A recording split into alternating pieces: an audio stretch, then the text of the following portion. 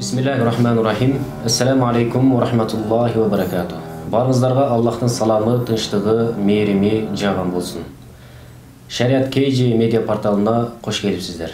Біздің қонағымыз Қырғызстанға аттың қашқасындай танымал, Ағырғы қонышының чоң мечіті Харамайн, Нурул Харамайн мечітінің имамы, біздің ұстазымыз, көптеген илимдүү, билимдүү ұстаздардың ұстазы Юсуф Ажы Сайпиев. Қош келіпсіз. Ассаламу алейкум. Біздің шақыруға келіп бергеніңіз үшін Алла разы болсын.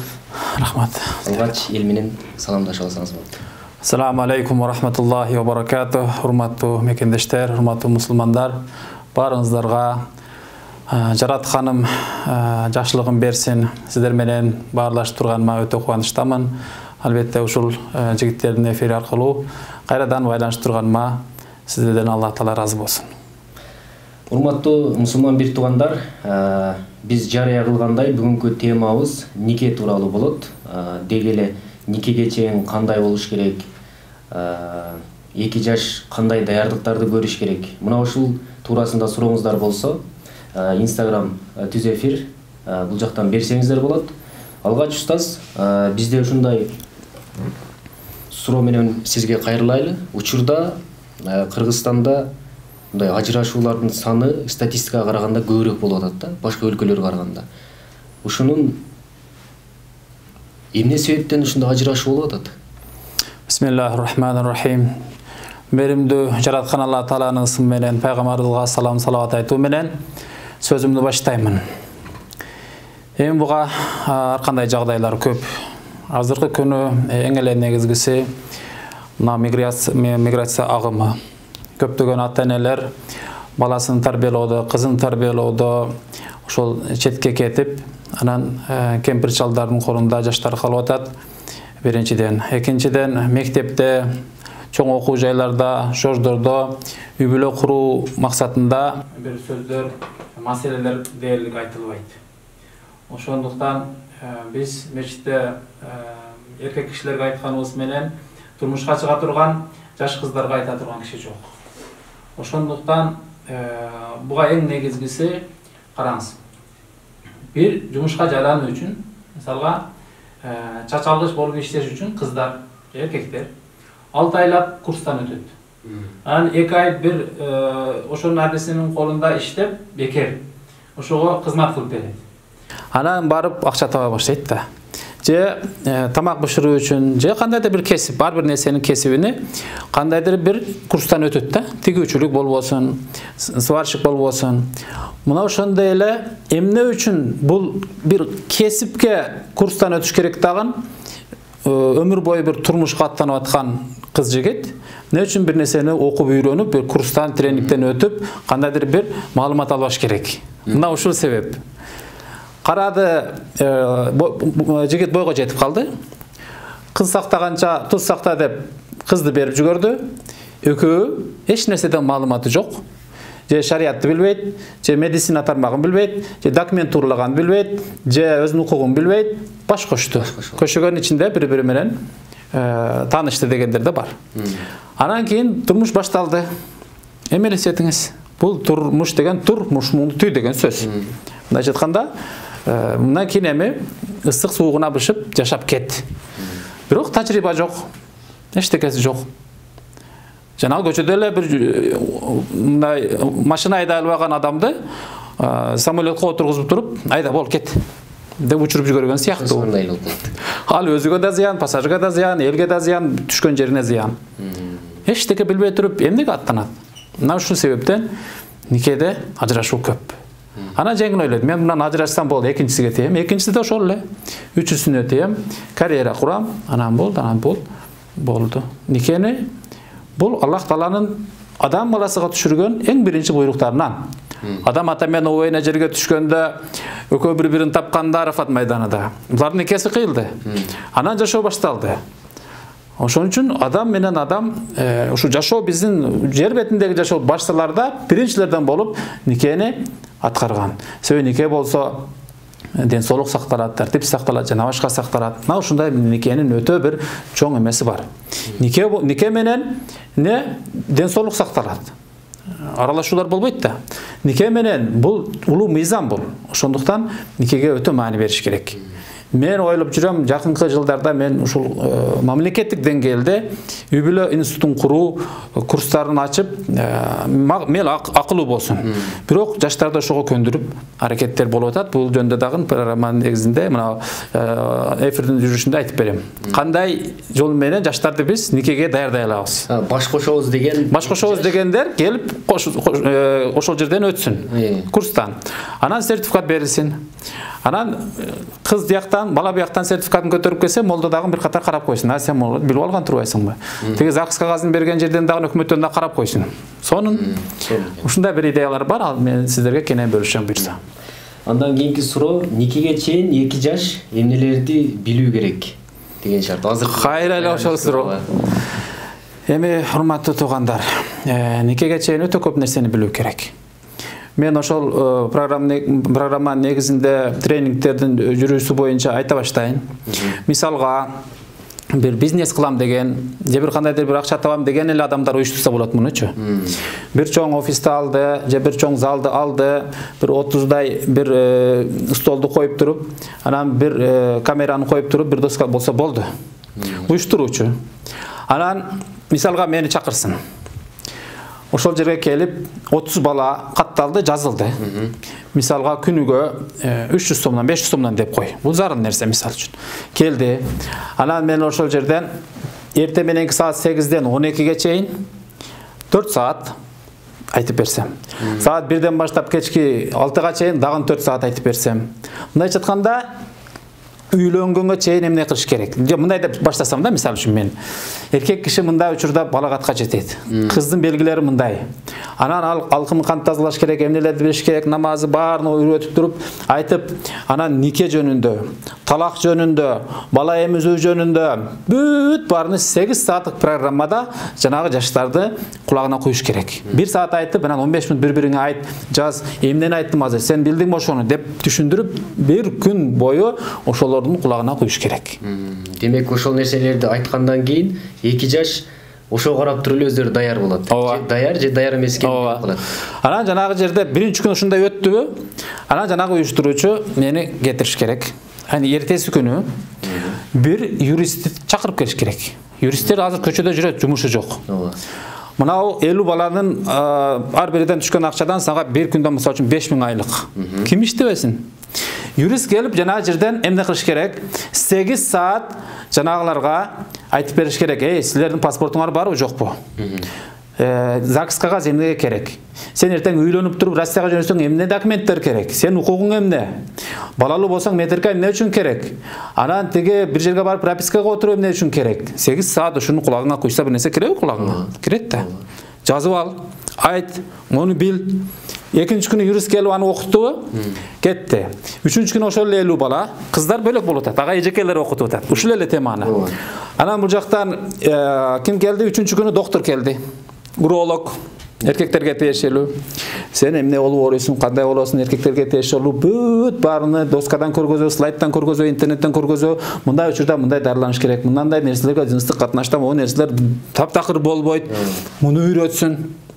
4-чү күнү дагы бир мисалга кесип бизнес тренинг өткүзсүн. Бирөө келип туруп, ага дагы 5000 сом айлык бир күндө мисалы үчүн. Ал айтсын, деге силер азыр үйлөнөсүңөр.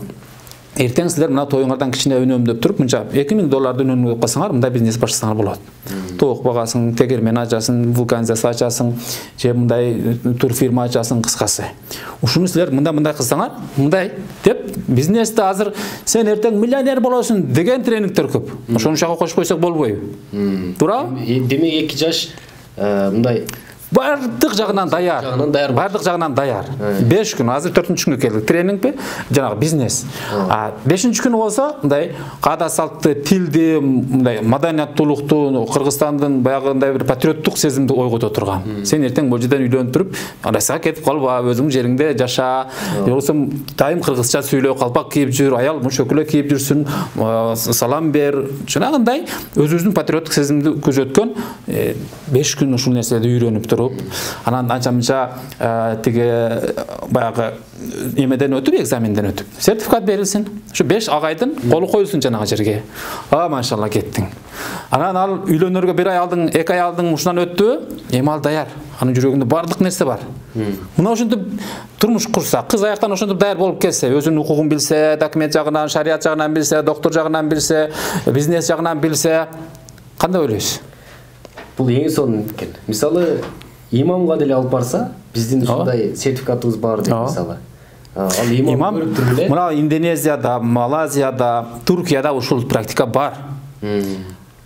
Тиги мурда армиядан келген балдарга көбүрөөк кызын берет эле го. Азыр ал жерде баягы сертификаты бар балдар. Ал 5 күн эмес, 4 ай окугандар бар. 4 ай турмушка сен окушуң керек. Мына турмушка аттаныш үчүн. Анан кантип сен ажырашып кетесиң эртеси күнү. Элестетиңиз эми. Эчтекеден кабары жок, айылда тиякта бир кыз бар экен, болду үйлөп кой. Атасы баласыга, сен арам менен тиги балаңды бакпагын эртең күнү, мен неберем арам болуп калбасын деп айта албаса, өзү билбесе, кантип анан ажырашуу болбой калсын. Мына ушундай деңгээлдер. Мына ушундай достор, эң сонун идея экен. Буну тез аранын Буйурса, силердин командаңар менен да кызматташабыз, бардык кызматташабыз. Анан бул мен аягына чыгып коеюн. Бул эми башында ошондой бир киши, баласы 20-га чыкты, 25-ке чыкты, үйлөнөм ата деди. Россиядан акчаны чогултуп келген. Россияда кандай жүрдү, эми Кудай билет кимдер менен жүрдү. Кыз турмушка чыкканга жууч келип атат. Ата-эне коркот, биздин тамак кыла албайт, аны муну билбейт, түшүнбөйт, уялат да, жанагы турмушка бергенгечи. Ошондой ата-энелер, кызым айнанайын, ушул 2,5 миң сомду тиги курска берип койдук, сен барып окуп келгин, окуп кел. Баланы да жиберип койсун. Келип окусун. Мына даяр. Бардык доктурга дагы жумуш даяр, молдого да жумуш даяр. Анан не болот? Бул нерсе күчөп, анан бул нерсе баягы өзүнүн жемишин бере баштайт. 1 жылда, 2 жылда. Анан Ошто ачылат, анан Нарында ачылат, ар бир областта бирден ошондой жер ачылат. Эми бир күндө, 5 күндө бир 50 бала бүтө берсе канча көп бүтөт. Акыры бар буну жождорго киргизиш керек, мектепке киргизиш керек. 11-класс, 9-класс, 11-класстарга ушул нерсени 5 күндүк тренингди өтүп бериш керек.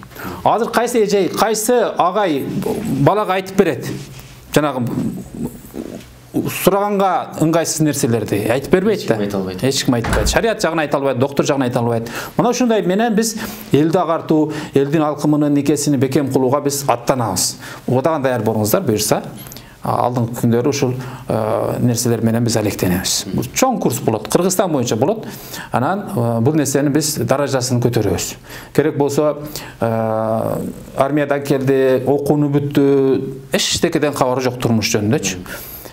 Кала берсе, нике кыйып атканда, мен алдын ала айтып коеюн, нике жөнүндө ушу суроо болуш керек. Нике кыйып атканда ата-энелер молдоке батыраак кыйып коесузбу дегендер бар да.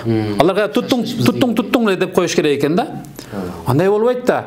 Мен жарым саат балаңызга кулагына куяйын да, анын укугу эмне, кыздын укугу эмне, ажырашып кетсе эмне болот, эртең күнү эмне кылыш керек? Алар эмне үчүн шашат? Себеп тиякта кафе эсептеп атат. Жип эсептеп атат, көйнөк эсептеп атат, камера эсептеп атат, баары эсептеп атат да. Никеге бир жарым саат эмес, 15 минуттагын ыраа көрбөйт ошону. Ой, таксыр, туугандар, кафесиз дагы, машинасыз дагы, көйнөксүз дагы, бардык нерсесиз нике болушу мүмкүн. Бирок никесиз кантип болот? Буга маани бериңиздер. Мен бул жөнүндө кайрылам, атайын видео. Никеге кантип маани бериш керек? Кээ бир жерде барсаң, ошол төшөк дагы салынган эмес да, көшөгө бар анан. Молдеге подъездде же эмеде бир бурчта туруп турушуң керек да. Алар тост айтып аткан, арак ичип аткан, анан молдо келип каптыр. Кириңиз. Кирдиң, анан могу жерге төшөк сал, мен буяка отурам, мындай кыл деп үйрөтүшүң керек. Уят да. Молдо деген ал сиздин эме эмес да. Келип отургузуп, айтып, телефондорду өчүрүш керек. Кээ бир жерде бир жыл мен көшөгөнүн ичинде келин отурат. Сыртта күйөө бала, айтып атам. Анан тиги WhatsApp'та мындай кетиргенде үн чыгат го, турук деп. Ошондо үн чыгат көшөгөнүн ичинде. Анан мен мону ачыңыз деп, кыз өзүнүн никеси кыйылып аткан кыз WhatsApp чыгып отурат. Мен кантип ага бир кулагына бир нерсе айтам. Сенин могу жерде кызматың бар, күйөөңдү тиге урматта, сыйла деген сөз анын кулагына кирген жок. Ошон үчүн көшөгөн ачып койсун мейли. Унчукпай ушул өмүрүдөгү эң бактылуу көз ирмемдер деп никенин убагында кыздар кулак салып отургула молдого. Тиге кээ бирлер күйөө балдар ою башка жакта да. Десең чочуп кетет никеси кыйылып аткандачы. Ошон үчүн мен отур, сүрдөбө, мага көңүл коюп отур. Мен сөзүм сага өтө зарыл нерсе. Деп анан нике кыям да. Мына ушундай никеде өтө чоң көйгөйлөр бар. Bunun barını buyursa da айтабыз. Чын бул нерсе биз да көп күбө болдук. Мисалы, никес кыйылып атканда сиз айткандай күйөө бала асманда учуп жүрөт да. Ооба. Эмне айтылып атканын билбейт. Азыр кайсы ырчыны сүйлөшүм керек, тиякта кайсы досум кечигип атат, эмне гүл, ушундай ойлор да азыр. Ой, бул эртең ошол гүлүң дагы жок, ырчың дагы жок, кафең дагы жок, эчтекең жок, куржуңду көтөрүп кайра Россияга кетесиң. Ошон үчүн мындай никеде айтылган сөзгө маани бериш керек. Эң сонун сөздөр, устаз, Алла разы болсун. Урматтуу Instagram колдоочулар, азыр бизде оюндар ойнотулат. Баарын чакырыңыздар, досторуңуздарды чакырыңыздар, курдаштарды баарын чакырыңыздар. Кудай буйруса, бизде эң сонун белектер бар. Азыр кийинки суроо ошол никеге кире берсек. Нике деген эмне, никенин шарттары, жанагы никеге киргенде эркек менен аял кандай олтуруш керек, бир көшөгөнүн артындабы, ушул шарттарын кененирээк айтып берсеңиз. Азыркы күнү көшөгөнүн артында дегенде эркек дагы аял дагы кирип кетет, кээбирдечи, ичине отуруп алып, чык бияка деп эркекти сыртка чыгарышат тура келет. Кээбирде жанагы телефон чуккандар бар, жаш балдарды киргизип алгандар бар. Анан жеңилери кирип алып, бирдекелер шыбырлашып сүйлөшкөндөр бар. Эми практикада мен 13 жылдан бери имаммын да. Ушул нерселерди көрүп жүрөм. Никеге кандай кириш керек? Нике эмне деген сөз? Нике бул Аллах Тааланын буйругу. Кур'ан Каримде Аллах Таала аузу биллахи минеш шайтанир раджим фанриху ма таба лакум минан нисаи масна ва thulатha руба'a деп айтат. Нике кыйгыла өзүңөргө жаккан аялдар менен. Жаккан деген сөз ошол жерде таба лакум деп турат. Таййиб деген сөздөн келген, таза деп айтканда адам нерсе, ар бир адам таза нерсени сүйөт да, жакшы көрөт. Ошондой эле мындай өзүңөргө жаккан, сүйкүмдүү аялдарга үйлөнгүлө дейт, сүйүү шарт кылган, жаккан сүйлөшүп. Анан никеге ошол киргенде отуруу тартиби. Кээ бир жерде кенен зал болот. Төргө кыз менен жигитти отургузуп, анан бул жака кыздын достору, баланын достору, туугандары бир 30-дай 20-дай адам чогулган жерлерде болот. Ошондой жерде баары көңүл буруп отурса, имам деген мындай бир ачылып сүйлөп берсе, баарына тиешелүү, экөөнө эле эмес, баарына тиешелүү сөздөр, эркектин аялдын милдети, укуктары, кызматы, бүт баарын айтып бериш керек. Анан никенин негизги шарттары балагатка жеткен мусулмандар болуш керек. Эркек дагы аял дагы мусулман болуш керек. Анан баягы никеге даяр болуш керек. Никеге даяр мына акчалай жактан дагы даяр болуу шарт. Мисалы үчүн Жалаңач Баатыр келип алыптыр, эчтекеси жок. Көчөдө жүрөт. Мисалга мындай айтканда, өзүнүн курсагына бир күн дарагын тургузот. Түзүгүрөөк кийим алганга дагы каражаты жок. Анан ал үйлөнөмдө бир кызы жетелеп келиптир молдого. Чыныгы шариаттын казысы болсо, ошону тыят. Сен азыр нике кыйганга болбойт. Социалдык жактан карайт да маселени. Сен азыр квартираңа жок, кийимиңе жок, азыр үйлөнсөң, муну сен багышың керек, карашың керек. Мындай абалда сен үйлөнүүгө болбойт деп аны буйруйт, тиге жумуштап келип, бир кой союп болсо дагы той кылганга кудуретиң жетсе, кыздын үстүндө бир катар кийим, өзүңүн үстүңө бир катар кийим, анан бир бөлмө, квартира болсун же өзүң үйүң болсун, бир жашай турган, бир силер кечинде уктаганда эч ким көрбөй турган жер. Анан кийин калың. Калың деген ушундан келип чыккан. Адам, эркек бала өзүнүн бай экенин далилдеш үчүн. Мен кала берсе өзүмдөн, тоюмдан, үйүмдөн башка нерседен кичине артырып туруп, кыздын колуна ушунча акча бергенге кадырмын деп өзүнүн бай экенин далилдесе, анан кийин ага уруксат болот да. Ошон үчүн мындай байлык жагынан дагы, балагатка жетүү жагынан, ден соолугу дагы неме бериш керек, жол бериш керек. Ошондой эле тиги маалымат жагын болуш керек. Ошентип эле нике башталат. Нике башталганда эң негизги шарттары кыздын макул болуусу, эркектин кабыл алуусу, анан тиги эки күбөнүн болуусу. Эки күбө ошол жерде угуш керек алардын. өткөн чак менен айткан сөзүнө. Кыз разы болдум өткөн чак менен айтыш керек. Бала кабыл алдым өткөн чак менен айтыш керек. Разы болом деген сөз болбойт. Бул келечек болуп атат. Кыз дагы бала дагы кабыл алам десе болбойт. Кабыл алдым, разы болдум. Мурдатан калыптанып калган сөз туттум. Ошол сөздү жүрө берет, туттум деген эми кабыл алдым деген сөз. Мына ушундай нике кыйылат. Анан нике кыюуда баягы суу коюу, туз коюу, конфет коюу, андай нерселер шарт эмес. Эң негизгиси ушул, мындай каркас мындайча айтканда, негизи ушул кыз менен баланын ыраазычылыгы, анан күбөлөрдүн угуусу. Анан молдонун кутба окуусу, бата кылуусу, түшүндүрүүсү дагы ушул никени толуктай турган амалдар. Алла разы болсун. Кийинки сурообуз, никени кандай адам окуш керек? Алымбы же илимдүүбү же имамдарбы же көрүнгөн жерде окуса боло береби? Мисалы, мага кече бирөө жазды. Москва жергесинде кыргыздар ушинтип иштеп атыптыр. Биз нике кыябыз депчи. Көчөдөн кармап туруп эле биз дем салабыз, нике кыябыз деп, мечиттин бир бурчуна алып барып эле ошол жерде нике кыя берет экен да.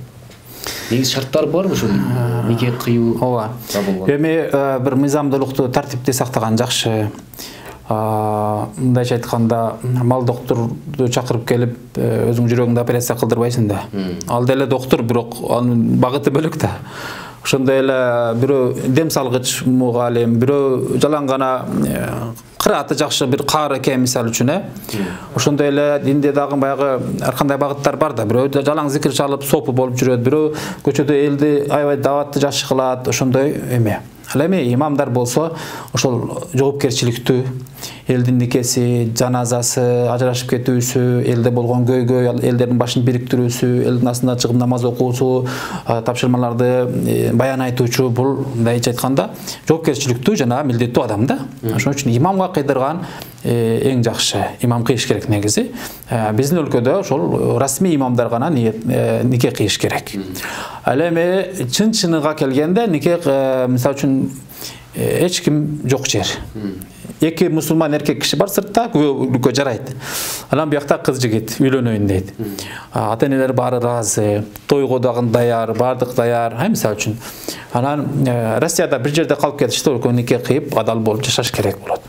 Ошондой бир өтө бир шарт болсо, ошондой жерде ошол Фатиха сүрөсүн билеби, же кайсы бир дуаны билеби, ошолордун никесини жанагы шарттарды аткаруу менен күбөлөр болуш керек, бири-бирин кабыл алыш керек, анан дуасын окуп нике кыйылып калса, үздүрдүн себебинен, эч бир молдого барышын немедин жогунан жарайт, муну жарабайт деп айта албайбыз. Себеби нике деген бул бир аял айтты. Мен ушуга тийгенге ыраазы болдум деди. Эркек киши мен кабыл алдым деди. Атияктан көп кишилер угуп калды, экиден көп киши угуп калды. Ошентсе да нике мындайча айтканда автоматтык түрдө кыйылып калат. Интермедиа ойноп мисалы үчүн, бир жолу бир интермедиа ойнолуп чыгыптыр, мен ошого түбүнө чейин жетип, изилдеп неме кылдым. Теге никесин кыйып атат бир молдо сахнада. Паланчынын кызы паланчага тийдиңби? Бул паланчы анан кабыл алдым деп кадимкидечи, аты жөнүн айтып. Эми ошол жерден алар өкмөттүн башка менен никеси жок болсо, залда элдер күбө болсо нике кыйылып калат. Анан булар билбейт нике кыйылганын. Булар эки окуучу да. Кийин эркек бала башка менен үйлөнөт, кыз бунун никесинде туруп башкага турмушка чыгат. А никеси жүрбөйт, ал өмүр бою онун карам да. Ошон үчүн нике менен тамашалашпаш керек. Анан вечерлерде, тойлордо жанагы бул менин аяшың болот, алдым десе, тиги мен дагы буга тийдим деп жүгөрсө, бул ыктымал нике кыйылып калышычы. Ошондуктан бул нерседен абайлаш керек. Бул сөздөрдү айтпаш керек. Демек, урматтуу туугандар, мисалы биздин мектеп учурунда деле ушундай нерселер болгон, сиз айткан интермедиалар ойнолгон. Демек, мындай сөздөрдөн алыс болуш керек экен, туугандар. Бул өтө дыккаттык менен карай турган маселе экен. Биз уруксат берсеңиз, оюнубузду ойнотуп койсок. Макул. Ийгилик ким утса, дуа берип коеюн, бата берип. Анда эмесе, мен сөзүм угулуп атса, баарыңыздар угулуп атат деп коюңуздар. Азыр биз номуруңуздарды калтырсаңыздар, ушул жерде 50 единица салабыз. Биринчи сурообузду беребиз, баары угулуп атабы? Айтып коюңуздар. Суроого жооп берсеңиздер, 50 единица сиздерге түшөт. Анан номуруңуздарды калтырасыздар. Суроо мындай. фыкых тармагында бир адам намаз окуп отурат, мечиттеби, үйүндөбү, кайсы жерде болбосун намаз окуп атат. Анан башка бир киши келди дагы ассаламу алейкум деп кирди. Анан намаз окуп аткан адам ва алейкум ассалам деп койду. Анын намазы эмне болду? Ушул суроого биринчи жооп бергендер 50 сом Эдиниса утат. Кийинки биздин дагы сурообуз устаз. Никенин убактысы чектелиш керекпи? Мисалы мен бир никелерге катышып калдым, досторумун. Жарым сааттан 1 саат 20 мүнөткө чейин созулду да. Ал жерде баягы жума намазында айтылган хутбалар да айтылып кетти. Негизи убактысы каралганбы? Ой, убактысы каралган эмес. Бирок зарыл маселе айтылышы зарыл да. Жана мен айткандай туттум кылып койбостон, же болбосо аябай шашылыш эле эметпестен бул жоопкерчиликти молдо сезип бир 15 мүнөттөн 20 мүнөт, жарым саатка чейин айтыш керек. Анан албетте нике кыйлып аткан үйдө, тойдо да эми. Сыртта үйдө эркектер чогулуп калган болсо, молдо эртерээк келип калган болсо, эркектер чогултуп алып башка баян айта берсин. Намаз жөнүндө айтсын, башка кылсын, дават кылсын, мындайча айтканда. 2 жаш келелек. Анан жана нике кыйган көшөгөнүн ичинде жеп жана жерге киргенден кийин ал жерде Юсуф алейхисаламдын кыссасын айтыштын, же бир кандайдыр бир эмени айтыштын зарылчылыгы жок. Ал жерде эң зарыл нерсени дагы мен өтө күйүп ушулар кулагына кирип калсын деп айтсам дагы бир 20 мүнөткө чейин айтыш керек да. Зарыл нерсе. Өтүп кетсе. Талак жөнүндө эркек кишиге ушунчалык айтсын, сен өмүрүңдө талак айтпагын. Бул жаман сөз. Бул сөздү билип айтасың, мас айтасың, соп айтасың, жазып айтасың, телефонда айтасың, кандай жол менен аялыңа арнап айтсаң болду, сеники бүттү. Могу стакан жерге бир чапсаң, бычырап кеткендей эле никең ошондой жок болот. Эми кайрадан аны оңо болбойт 3 талак берип койсоң. Дүйнөдөгү бардык молдо келип дагы жол таап бере албайт сага. Оозуң учунда бир талак деген сөз бар. Ошону өмүрүңдө айтпагын. Этият болгонуң, ойноп сүйлөсөң да ойлонуп сүйлөгүн деген сөз айтыш керекпи жокпу? Айтыш керек. Сен мойнуңдагы бүгүндөн милдет. Теге бала чагаңды, бала чагаңды багуу. Адал тамак менен багуу. Кызга да айтыш керек. Сен имелчиктүү болгон, күйөөңдү разы кылгын, айтканын кылгын, уруксатсыз бир жака кетип калбагын деп ушундай зарыл маселелерди айтыш керек. Анан кийин убакыт чектелип эле деп эле анан кийин кээде эрте барып аласыз, чындап эле эрте келип калды деп айтпайсызбы? Баягы өкүл атаны күтмөй болот да. Түнкү саат 1:30-да, 2-3-тө дагы телефон келет, молдеке балан жерге никеге. Макул алып кетиңиз десеңиз, келип калабыз. Макул барып калсаң адресине отурасың, анан кийин каттан келатыптыр өкүл ата. Өкүл ата деген шариятта жок нерсе. Өкүл ата боюнча мен дагы 1 саат баян кылам бир күн. Анын зыяндары, анын шариятта жок экенлигини, эмне себептен бизге келип калганы, ал азыркы күндө функцияны аткарбай калганын бир барын айтам. Ошол өкүл атаны күтүп мен түнкү саат 3-тө барып 4-кө чейин күтүп отурушум керек экен. Бул нерсе жок. Мисалы үчүн да. Ошон үчүн мен убактымды аяп, ошол эле учурда аларга милдетимди айтышым керек. Никенин убактысы чектелүү эмес. Анан кийин чектелүү эмес десе, жанагындай 1,5 саат айтуу дагы болбойт. Себеби алардын кулагынан кирип кайгынан чыгып кетти, кулагынан чыгып, бу кулагынан чыгып кетет, мисалы үчүн да. Ошон үчүн аларга курч негизги нерселерди катуу айтыш керек. Телефонуңду өчүр, бияка карап отур депчи. Катуу. Ооба, бул нерсеге мындай мен орчундуу мамиле кылам да, никегечи айрыкча. Жаназада да ошондой. Жаназада дагы ошондой, кээ бир жерде билармандар чыгат дагы ар кайсы катуу айтыш керек молдо деген. Сен атайын алып келдиби, сен айт эми. Ошончо сөз берилгенден кийин. Ооба, сөз берилгенден кийин айтыш керек. Биздин эң биринчи жооп берген Орозбаева Айым деген жооп бериптир. Бул жакта баарын карадык. Ошол жооп бериптир. Сиз бизге номеруңузду калтырыңыз. Буйруса 50 Эдиниса салып коет. Мен жооп берсем болбойт беле? Эдиниса жок да. Кийинки суроо устаз. Негизи баягы 2 жаш үйлөнөрдөн алдын нике берекелүү болуш үчүн эмне амалдарды кылыш керек? Ооба, эми жанагы жаш баланы жетелеп келип, качан тарбиялай баштайын дегенди айтпады беле? Канча жашта? 3 жашта. Силер 4 жыл кечигипсиңер депчи. Ошон үчүн алкымды тазалаш керек, адал оокат.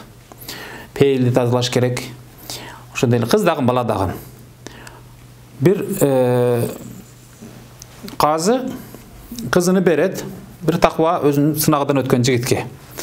Анан ага тиги кыздын үйдөн кешиктерди, жана калган тамак оокат, ардекелерди берет.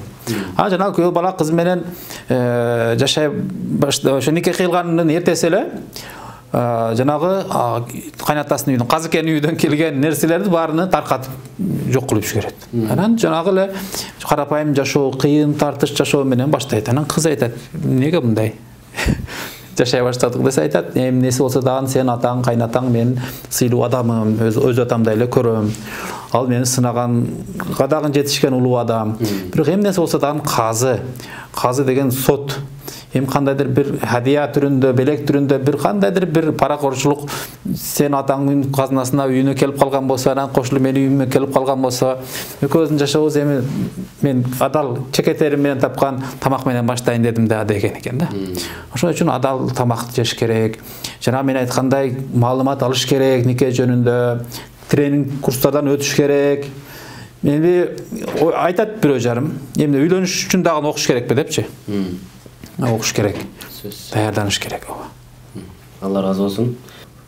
Бул суроолордун баары туугандар биз өзүбүз даярдаган жокпуз. Ошо сиздер тараптан келген суроолор бир күн алдын чыгарганбыз.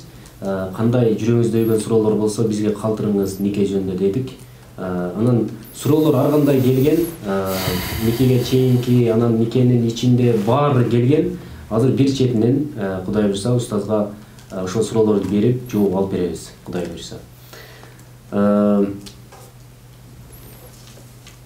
Андан кийинки оюндар туугандар дагы болот. Эми 70 единица салабыз дагы. Азыр бир суроо беребиз устазга, андан кийин дагы сиздерге суроо беребиз. Эгер так жооп берсеңиздер, ошол единица ээси сиз болосуз. Бул суроону азыр жооп бердиңиз, бирок биз баягы кыркып чыгарганга байланыштуу дагы берип кое берейин. Кыз менен баланын ортосунда парда болуш керекпи же болбош керекпи? Нике окулуп атканда. Негизи эле молдонун, эркектин, баягы бияктагы башка эркектердин арасында парда болуш керек. Эми парда дагы баягындай аябай прозрачный болот го, ошондой болсо дагы болот. Себеби баягы көзөмөлдөш керек болуп атат да азыркы күнү үчүн. Мындай айтканда кыздын эмне менен алек болуп атат. Себеби ал өзү никеге даяр эмес. Нике учурунда дагы башка нерсе менен алек болуп калса, бул биз кепилдик бере албайбыз, алар ажырашпай жашап кетет депчи. Парда болуш керек албетте ооба. Себеби никеси жок анын азырынча. Анан дагы бир нерсе кошумчалап кетейин ушул жерден. Кыздын үйүнөн нике кыйып, адал колунан кармап чыккыла жигиттер. Азыр кандай болуп атат? Мен урушуп дагы айтам бул нерсени көбүнчөсү. Кыздын үйүнөн алып кетет, айланат, кыдырат, анан эркектин үйүнө келет, анан ал жерде той болот. Келин куттуу болсун деп түнү менен ырдайт, арак ичет. Келин эмес азыр, ал бирөөнүн кызы. Ушул тилектин баары жок. Бири дагы кабыл болбойт. Арак ичип алып, анан бирөөнүн кызын алып келип нике кыйлык деле келинин кулук болсун, анан тиги күйөө балаң куттуу болсун. Силер ал куда боло элексиңер бири-бириңерге. Каяктан бата берип жүрөсүңөр. Анан кийин ошол күнү нике кыйлбай калат. Караңыз, маселе каяка кетет. Алар экөө ошол никесиз биринчи түнүнү никесиз өткөрөт. Анан эртеси күнү түшө болгондон кийин, анан уйкусу кангандан кийин молдокеге келет. Кече келин алып келди эле, анан кийин нике кыйыш керек, анан уга эмне деп жооп бересиз мисалы үчүн? Өтө уят нерсе. Өтө уят нерсе. Койкус ошол күнү боюна бүтүп калсачы, мисалы үчүн да. Ушунча оорайгарчылык нике үйлөндүң, анан биринчи балаң никесиз зинадан төрөлгөн бала болуп туруп эле ачык эле айтайын, улуусуз уят жок. Кыздын үйүнө барганда ошол жактан никени кыйып, анан алып чыгып кеткенсиз, анан каалаганыңыз кылыңыз. Ооба. Дагы бир суроо. Ошол нике окулуп бүткөндөн кийин баягы көшөгө киргенде 2 рекет намазды кантип окуш керек? Анын ниети кандай болот деп суроо берген. Эми бул атайын ошого ушундай ниет кылынсын деген эмеси жок, хажат намаз. Мындайча айтканда адамдын бир зарылчылык ишиге 2 рекет намаз окулат. 2 рекет нафил намаз окуп туруп, дуа кылынсын, я Алла Таала, мен ушул аялдын жакшылыгын мага берген, жамандыгынан мени кайтаргын деген атайын дуа бар. Ошол кыздын башына коюп туруп, колуну башына коюп туруп окула турган бир дуа бар. Анан кийин жанагы дуаларды жатташ керек. Су дуаларды жаттап, кечинде мамиледен алдың, өйкө тең окуп. Анан ошол нике кыйлган күндө мен нике кыйып атканда эскертем, гусул даараттуу болгула, гусул даараттуу болгула. Себеби гусул дааратсыз кээде намаз окуса болбойт, Кур'ан кармаса болбойт, Көп амалдар тыйылып калат. Негизи кылбаган бир жак. Анан гусул менен жүргөндөр экинчи өйгө болуп атат да. Ошон үчүн гусул менен жашагыла. Ошол күндөн баштап силердин эртеңки күнү балаңардын алкымы, келечегиңердин эмеси башталат. Ошон үчүн биринчи күндөн баштап гусулга бекем болгула. Анан гусулхана жок, дааратхана жок, анандай мындай. Чубак устоз айтмакчы, бир тазык менен бир чөмүчтү алып кой, үйдүн бир бурчуна коюп кой. 5 литр сууду жылыт. Ошол сенин душуң, ошол сенин гусулуң. Алла разы болсын. Кийинки оюнуңуз туугандар. Улуп атабы менин сөзүм? Дагы улбай калды деп кече дагы бир аз нааразычылык билдирилген. Түз эфир бул жактан. Инстаграмдан угулуп атабы үнүм? Угулуп атыптыр. Кийинки суроо бул суроонун байгеси 70 сомдук единица. Ким утса аларга ийгилик каалайбыз. Пайгамбарыбыз саллаллаху алейхи вассалам Мадинага минип келген төбөсүнүн аты эмне деп аталат? Пайгамбарыбыздын төбөсүнүн аты. Ким биринчи жооп берген ушул 70 единицанын ээси болот. Устаз, кийинки суроо бул кандай иретинде белди билбейм, бирок сыноо иретиндеби айтор ушундай суроо келиптир. Никенин ставкасы барбы дептир. Эми никеге берсе болот. Себеби азыр Кыргызстанда бир эле өтө чоң орган бар. 24 саат иштейт, бирок айлыгы жок иштейт да. Бул имамдар. Айлык берилбейт бизге. Иман фонду деп курулуп бир аз берип жүрдү, бирок алдан жоюлуп кетти. Анан ставка деген нерсе жок. Бирок көңүлдөн чыкканы берсе болот. Көңүлдөн чыкканы. Анан молдого берсе болобу, молдо эмне үчүн алат, молдого канча бериш керек деп сурап калат, канча бериш керек депчи. Эми аны мен айтам, сурап бергенче уруп бер депчи. Ошон үчүн көңүлдөн чыкканын бериш керек. Сен телефон чалып никени кыйып кой деп зар какшагаңды ал, жок мен жумушум бар эле, картошка чабышым керек деп койсо эмне болот? Канча деп сурай турган болсо, Мирбек Атабеков келсе канча сом бересиң? Ошончо берсең болот десе эмне кыласың? Мисалы үчүн $500 бересиңби? Деген сөз да. Ошон үчүн көңүлүңүздөн чыгарып берип кое бериңиз. Молдону эл камсыз кылыш керек. Себеби ал бала чакасы бар, анын деле аялы бар, кээ бир молдокелерде 2 аялы бар. Аларда эске алыш керек.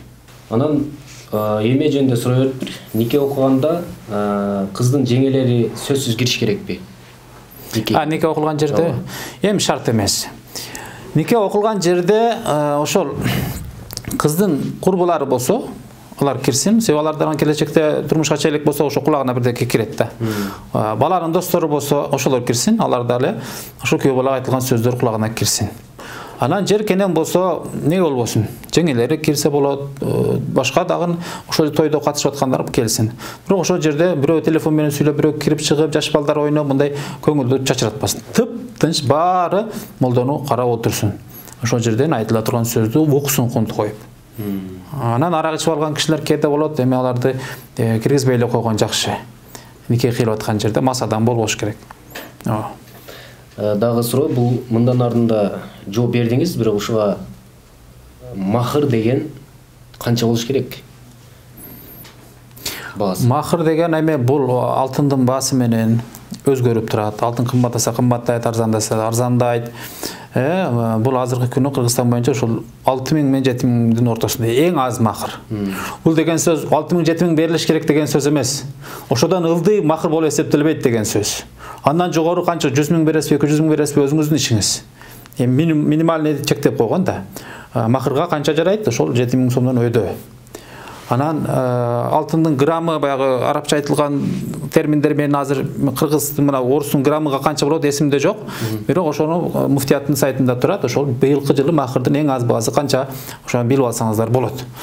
Анан эл катары берилет. Ошол чөлкөмдө кыздарга канча макыр берилип атат, ошол берилиш керек ого. Алла разы болсун. Тилекке каршы туура жооптор келбей атат туугандар. Жакшылап ойлонуңуздар, анан жибериңиздер. Устаз дейт: Ассаламу алейкум. Нике азыркы учурда нике агенттиги бар. Ошолорго барса болобу? Шарияттын шарттарына жооп береби дептир. Нике агенттикте. Ой, нике агенттиги эме шарияттын шартына жооп бериш үчүн тиги талаптарды аткарыш керек. Албетте эмне болбосун, мен үйлөнөт элем деп азыр бирөөгө айта албашы мүмкүн, бактысы эме кыздар жана жигиттер. Эгер ошоктан бактысын тапса болот, бирок экөөнүн бири-бирине телефон берип коюп эле эмес, тиги агентствонун эмеси. Аларды жолуктура турган болсо, ошондой бир кыз жеңеси менен келсин, бала дагы бир достору менен келсин, күбөлөрдүн немесинде бир жолу жүзүн көрүп сүйлөшкөнгө уруксат негизи. Эми таптакыр көрбөй үйлөнгөн болбойт. Ошон үчүн бир жолу көрүп сүйлөшкөнгө күбөлөрдүн негизинде. Ошондой шарттардын баарын аткарса болот, эмнеге болбосун. Ассаламу алейкум устаз. Кыз менен бала бири-бири менен жолукпай туруп, никеге туруп, баш-башса болобу дептир. Азыркы эле сөз. Ма табалакум минен ниса деген сөздө бир ошол аялдардын ичинен жакканыны үйлөнгүлө дейт да Куранда.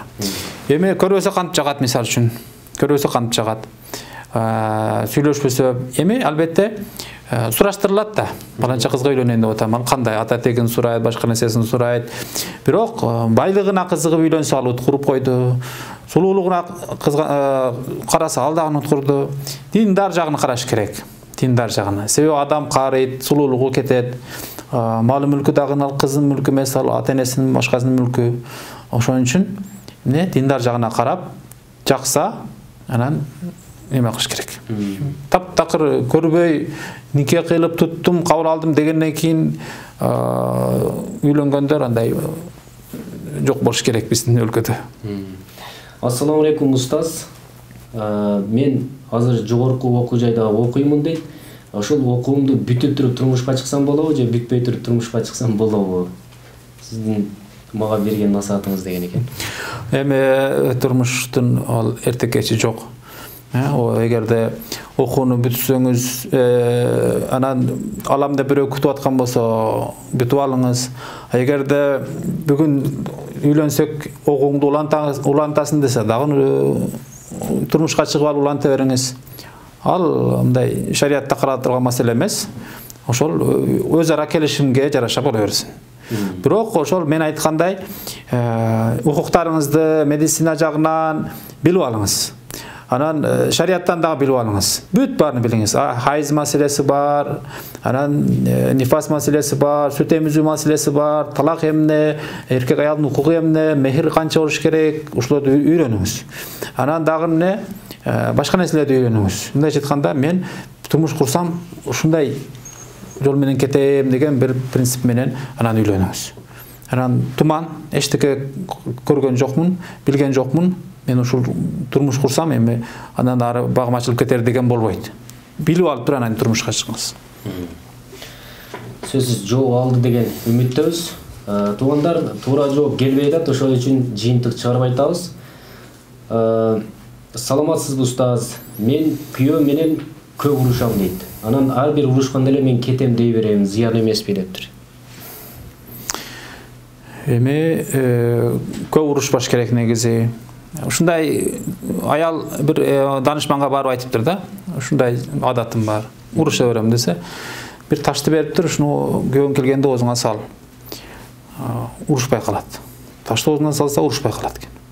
Анан кийин келип айтыптыр, бул не болгон сыйкыр таш, мен күйөөм урушпай калды десе, айтыптыр, бул ташты оозуңа салган сөз, бул тилиңди бас деген сөз.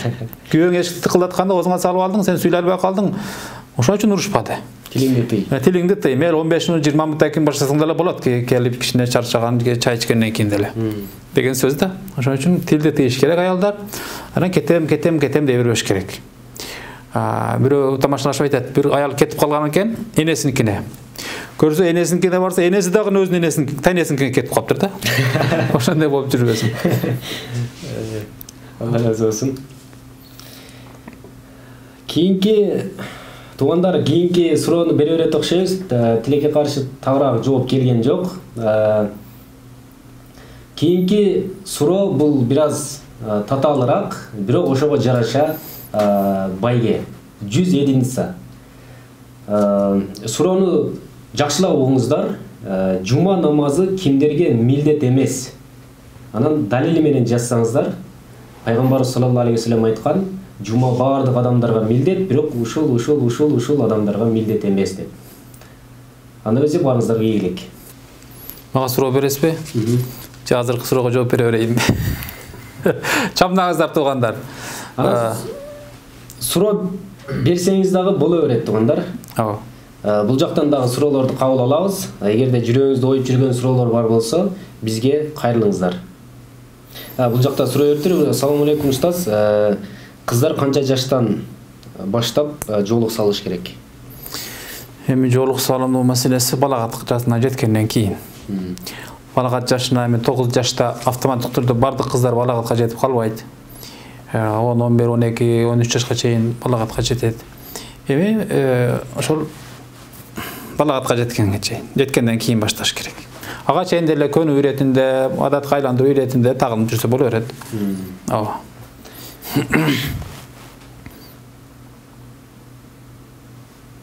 Азаматсыздар жооптор келип атат, бирок так келбей атат.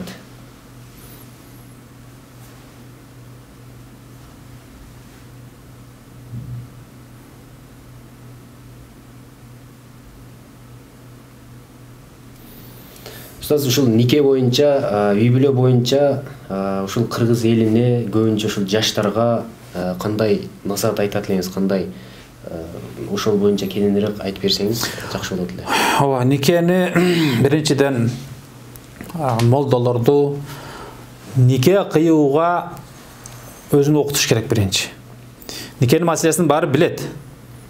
Бирок азыркы күнү заманга шайкеш эмнелерди айтуу зарыл. Мындай эксперимент жүргүзүш керек да, мындай байкоо жүргүзүш керек. Эмне себептен ажырашуу көп, эмне себептен бул. Анан ошол мен сунуштар эле муфтияттан мен айтып эле жүрөм бул нерсеничи. Жарым сааттык видео ролик даярдалыш керек. Чоң устаздардан бири, Абдышүкүр устаз же башка устаздардын бирөөсү 2 жашта отургузуп алып туруп, көөлөрүнүн негизинде никени кыйыш керек. Ошол жерде эң керектүү нерселерди айтыш керек тагын. Жарым сааттык ролик казияттардын WhatsApp менен, группалары менен ар бир имамдын WhatsApp-ына барып түшүш керек. Мына ушул сөздөрдү ары бери кылбастан баарын айт деп имамдарга талап коюш керек. Китеп вариантында чыгарып коюш керек, жана видео вариантында. Анан сен бир молдекеге барып туруп, нике кыйдырдың дагы чыгып, мына видеодогудай мага айтпады эчтекени деп арыздансаң, ал имамга чара колдонуш керек. Ушундай талап, мондай мыктай баягыдай тартип коюш керек.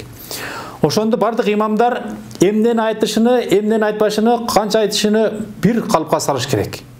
Азыр нарында бөлөкчө нике, ошто бөлөкчө нике, салкы окшоп мындай эле да, өзгөрүп. Жок, катуу туруш керек. Казияттар, имамдар, райхатиптер, имамдар, муфти бардыгы.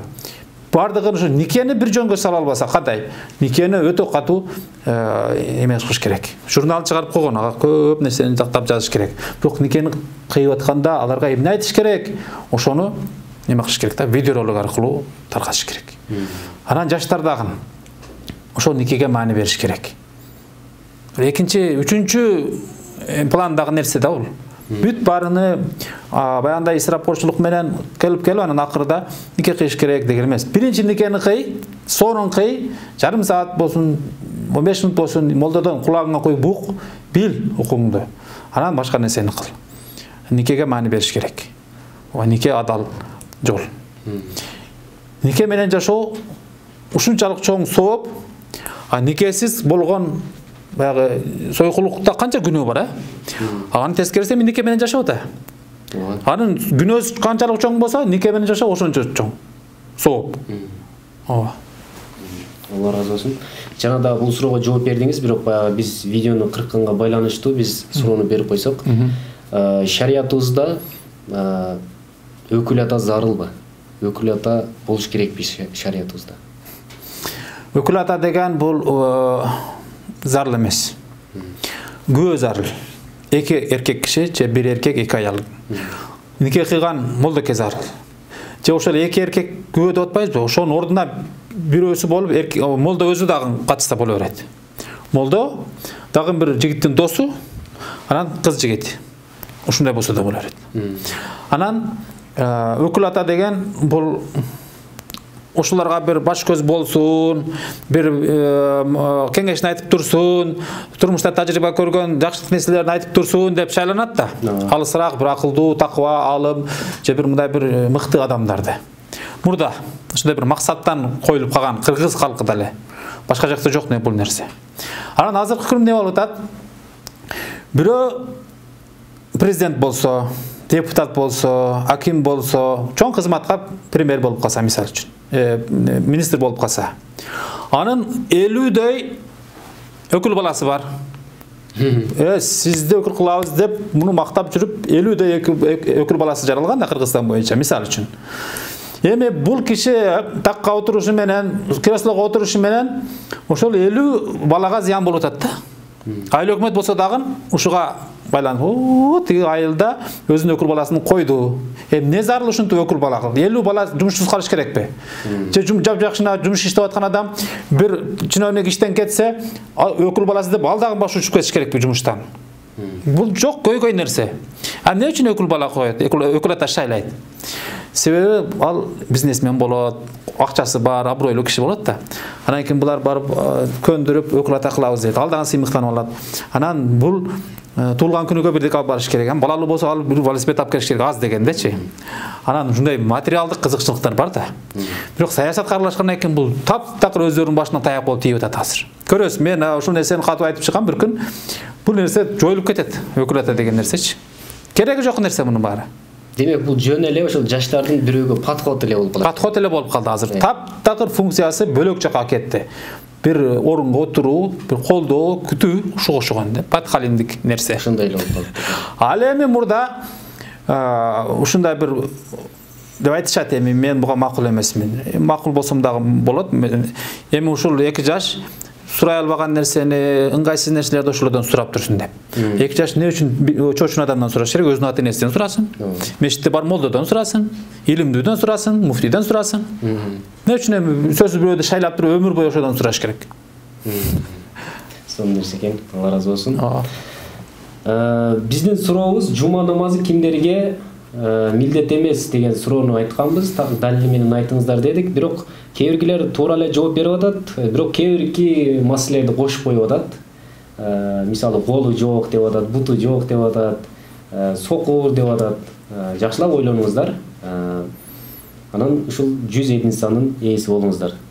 Ассаламу алейкум устаз дейт. Мен күйөөм менен көп эле болду жашаганыма, анан күйөөм экөөбүз урушуп кетсек эле келип сенин талагың түштү дей берет, ушул туурабы дейт.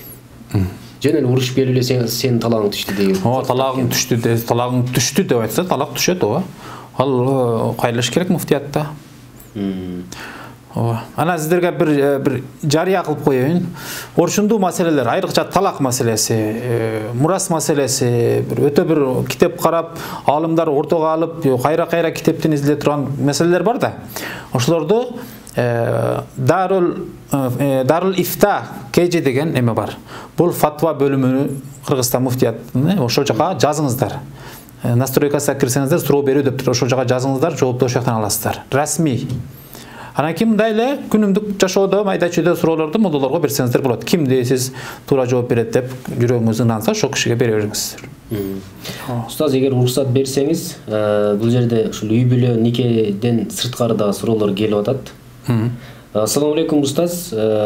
Биз Россияда иштейбиз дейт, складта. Анын ичинде ар кандай эттер бар дейт. Анан намаз окуй берсек болобу деген суроосун бериптир.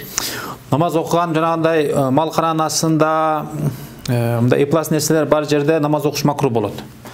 сасык жыт болуп турса, же бир кандайдыр бир қан нерселер ондай жерлерде мал сойгон жерде мисалы үчүн намаз макрух болот. А эгерде ошол складда ар кандай эптер болсо дагы, намаз окуган жериңиз таза болсо, же бир тамак жеген жерде, же бир кийим алмаштырган жерде, таза жерде намаз окуй бериңиз. Анан ошол эле себеп болуп калбасын. Бул жерде чочконун эти бар, тети немеде турат, холодильникте. Мен намаз окубашым керек деген себеп болуп калбасын. Окуй бериңиз намазды.